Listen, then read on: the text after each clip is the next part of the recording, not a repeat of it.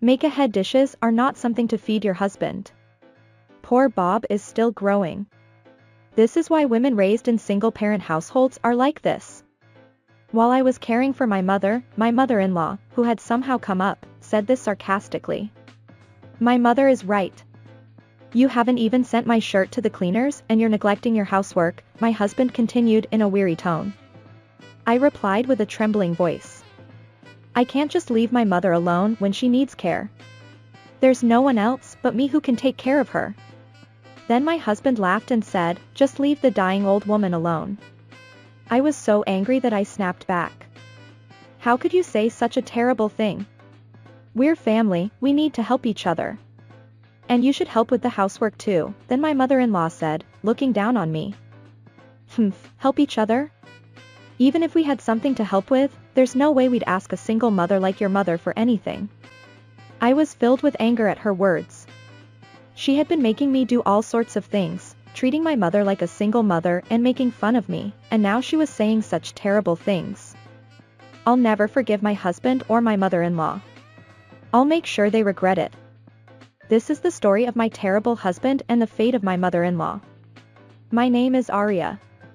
I'm 37 years old and have been married to Henry, who is 3 years older than me and works as a company employee, for 15 years. My husband is in sales for a trading partner and we met through work. We've both been working for the same companies since we got married. My father died early and I was raised by a single mother, so when my husband proposed to me, I was happy to think that we could build a warm home together. My mother, who raised me, was also happy about my marriage to my husband and we soon had our son Bob. Bob is already in his second year of junior high school. If you ask if he's living happily, he's not. I have a big worry. At the end of one day's work, my mother-in-law called me. I couldn't ignore it even though I thought it was going to be something again. Hello?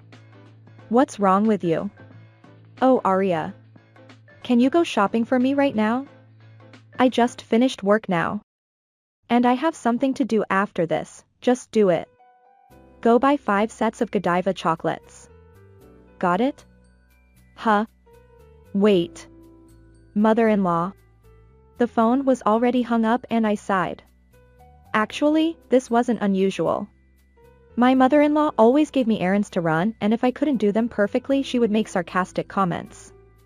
This time too, I had no choice but to listen to her and buy the 5 sets of Godiva chocolates and head towards their house.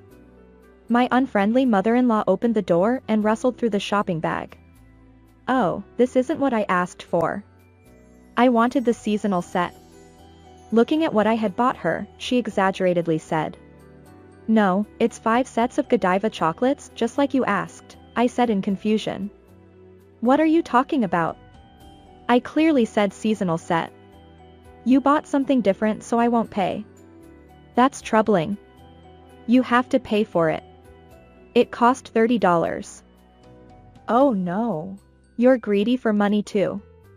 That's why people who grow up in single-parent households become so greedy. Right, Dad? My father-in-law, who had been spoken to by my mother-in-law, looked at me without looking up from his newspaper and said only "Ho." I bit my tongue in frustration. My father-in-law runs his own business and my mother-in-law is a housewife. They should have been quite wealthy financially. But they always make me bring them things and then complain about them or refuse to pay for them. My mother-in-law, who always belittles me with glee, and my father-in-law, who is indifferent to it. It's always the same, but when it's repeated like this, it's hard to feel good. Well, excuse me, I left my in-laws' house in tears, with my mother-in-law eating yokon with satisfaction behind me. And then I hurriedly headed to the hospital. When I opened the door to the hospital room, I saw Bob's back in his school uniform. Bob, you came. How are you feeling, Mom?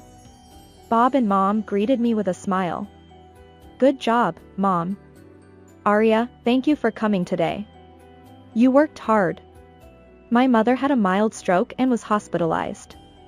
My kind mother raised me on her own while working as a caregiver after my father died. Aria, are you doing well with Henry? Are you okay? I'm fine, Mom. Don't worry. I didn't want to worry my mother, who always wishes for my happiness first and foremost, so I couldn't tell her what was happening at my in-laws' house. After talking to my mother, who was lying in bed for a while and taking care of her change of clothes, I left the hospital with Bob. In the car on the way back home, I talked to Bob. Bob tells me about school and friends little by little. He's been a little cheeky lately because he's in puberty, but he's basically a good kid. Bob, thank you for always visiting Grandma. It's okay. I like Grandma on your side because she's kind. But. No, it's nothing. We had such a conversation and returned home. My husband had already finished work and was leaning back on the sofa watching TV. I'm home. Sorry it took so long. Hey, where's my food? It's not ready yet. I was asked to do something by your mother after work. Shut up. Stop making excuses and make it quickly. My husband didn't listen to me and shouted at me. While feeling dissatisfied with him for not listening to me either, I started doing housework anyway. I can work hard because of my mother and Bob. I felt that way as I moved my hands. While living such days, one day I received a call from the hospital. My mother's stroke had recurred. We immediately had surgery, but the results were not good and she was left with severe disabilities. My mother could no longer move her body or speak. And so began my life as a caregiver. I visited my mother before or after work and took care of her daily needs with all my might. I told the company about my situation and they were flexible with me, but there were times when household chores became neglected, so my husband started complaining more often. One day, when I returned home tired from the hospital, my mother-in-law had come to visit without notice.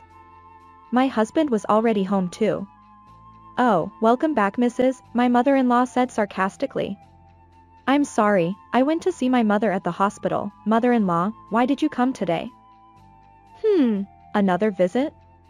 Henry said there was no dinner, so I bought some side dishes. My husband ate the side dishes that his mother had apparently bought for him, looking unhappy. What, you said this morning that you put it in the refrigerator wrapped up? When I told my husband that his mother had said that, he replied sharply. Make-ahead dishes are not something to feed your husband. Poor Bob is still growing. This is why women raised in single-parent households are like this. My husband continued in a weary tone. My mother is right. You haven't even sent my shirt to the cleaners and you're neglecting your housework, he said. I replied with a trembling voice. I can't just leave my mother alone when she needs care. There's no one else but me who can take care of her. Then my husband laughed and said, just leave the dying old woman alone. I was so angry that I snapped back. How could you say such a terrible thing? We're family, we need to help each other. And you should help with the housework too. Then my mother-in-law looked down on me.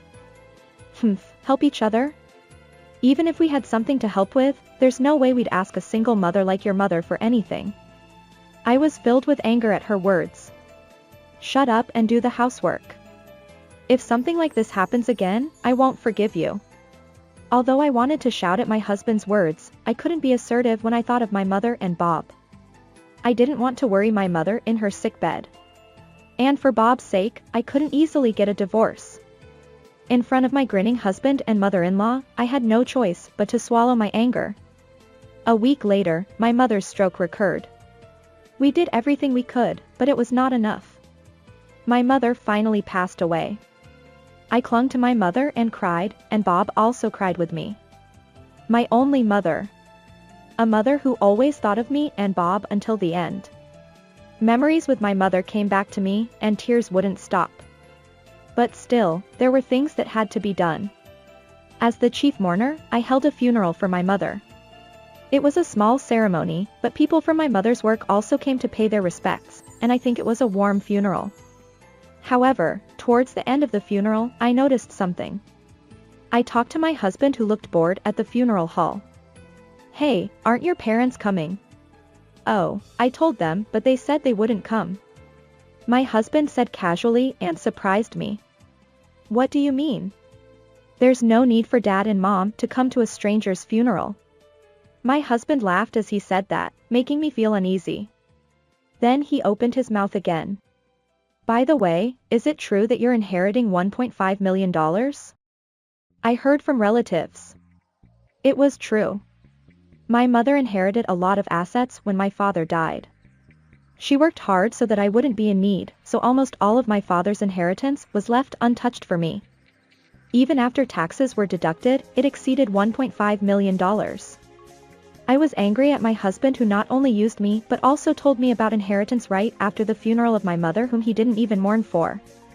He insulted single mothers like me who are poor and called them names even after their death.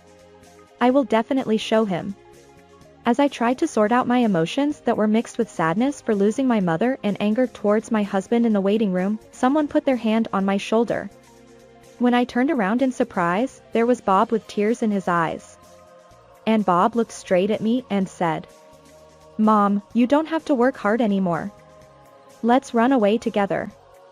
I hugged Bob silently and cried. "Thank you, Bob. Thank you." Bob had been watching over me all along and stayed by my side. I had thought that I shouldn't get a divorce for Bob's sake too, but Bob melted away my hardened feelings. Encouraged by Bob, I packed up that day and moved with Bob to the house where my mother lived. There were calls from my husband and mother-in-law immediately after that, but I ignored them all. About 3 months later, after the memorial service for my mother had settled down, on a day off while spending time leisurely with Bob at home, the intercom at the entrance rang. When I peeked out, it was my husband whom I hadn't seen since the day of the funeral standing there. I opened the door and glared at him. "What do you want now?" "Oh, Arya, it's been a while. I've been lonely. Bob is here too, right?"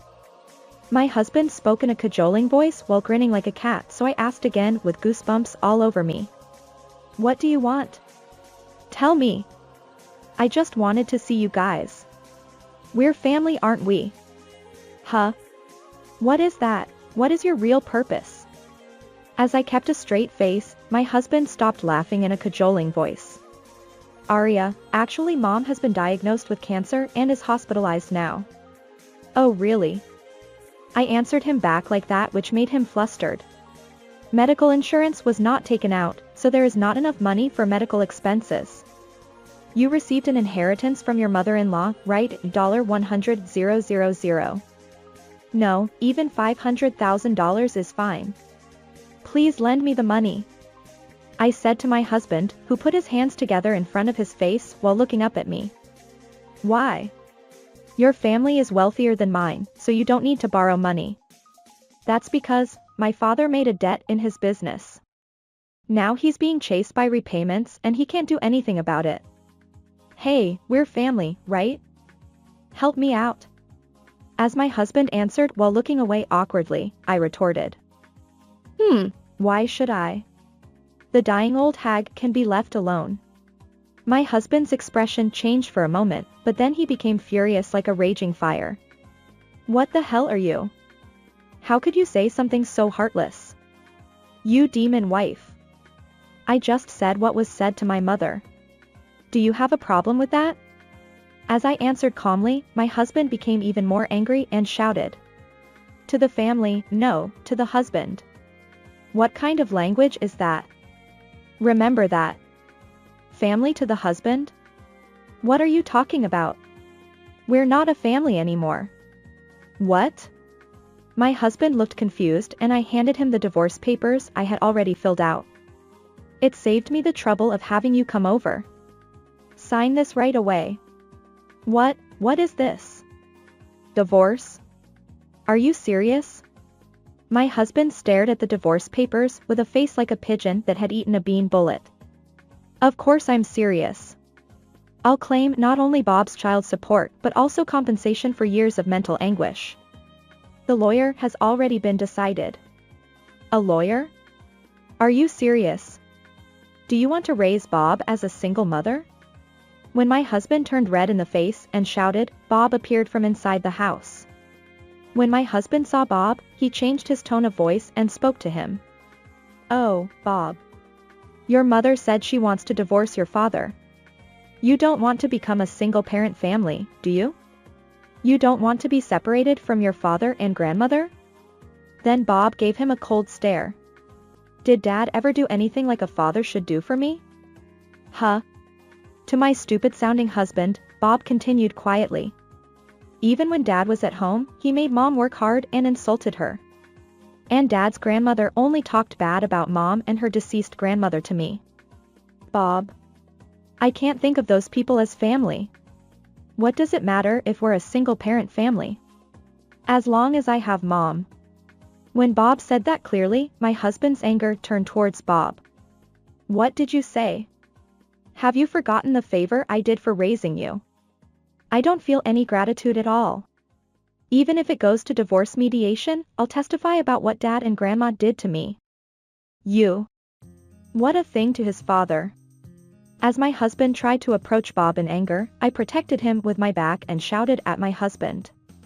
Bob has always been by my side and supported me. With such a reliable son by our side, we won't lose even if it goes to court. My husband stepped back one step from my commanding tone. I took a deep breath and said, please contact us through our lawyer from now on. Don't come near us anymore. I pushed the lawyer's business card into my stunned husband's hand and closed the door with a snap. My husband made noise outside the entrance saying open up, or please, for a while, but when I ignored him for a while he gradually became quiet. It seems that he went home sulking. After my husband left, when I said thank you to Bob, he smiled and said, it's okay, Mom. Let's work hard together from now on. I nodded and held Bob's hand on my shoulder. After that, my husband and mother-in-law called me many times, but as I ignored them, the contact gradually decreased. 3 months later. According to rumors I heard, my husband borrowed money from relatives and paid for his mother-in-law's medical expenses. Thanks to that, his mother-in-law's illness was cured, but now they are working hard together with all their relatives to repay their debts. My mother-in-law, who had never worked before, and my father-in-law, who had only pretended to be an entrepreneur, are both working at the factory together. My husband also works as a road construction worker at night because his earnings so far have not been enough. As for Bob and I, we sold our house so that our husbands or parents-in-law would not come near us anymore and moved into a new apartment. A new life began and Bob helped me with housework etc., supporting me. From now on, I will live my life with the goal of making Bob happy like my deceased mother. Thank you for watching. Please subscribe to the channel.